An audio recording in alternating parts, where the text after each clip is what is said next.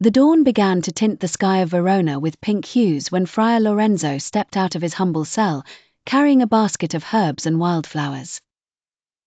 The Franciscan monastery where he lived was surrounded by a garden that he himself cultivated, full of medicinal plants and symbols of the duality of nature. The friar, a man of science and faith, believed that in every creature of God there was a purpose, even in the humblest herbs. As he cut roots with expert hands, murmuring to himself about the secrets of the earth, he heard hurried footsteps. When he looked up, he saw Romeo approaching with a face lit by a smile he hadn't seen in a long time. "Good morning, Father," greeted Romeo, with an enthusiasm that contrasted with the melancholy that had consumed him days before. Friar Lorenzo raised an eyebrow, studying the young man. "Are you awake so early, my son?" he asked with a mix of curiosity and suspicion.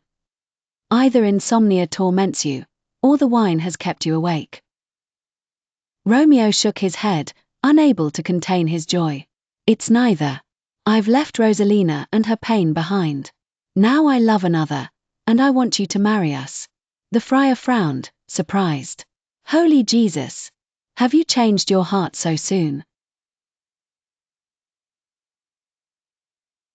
"Yesterday you cried for Rosalina, and today—" "Don't reproach me, Father," interrupted Romeo, fervently.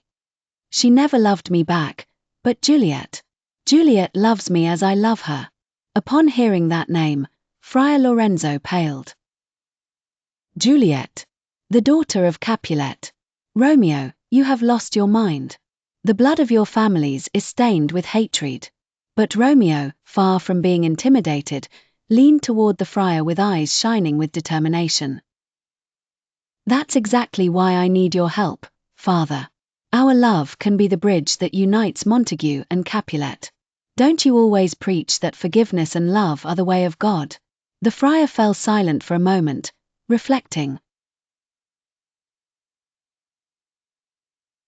It was true, perhaps, in his designs, the Lord had allowed this love to end the old enmity. With a sigh, he nodded. "Very well, reckless boy. I will help you unite in marriage, but with one condition, that this act is not just for passion, but for peace." Romeo, radiant, clasped the friar's hands between his own. "Thank you, Father. Today, Juliet will send her nurse with a message." Friar Lorenzo watched as Romeo ran off, as quickly as he had come.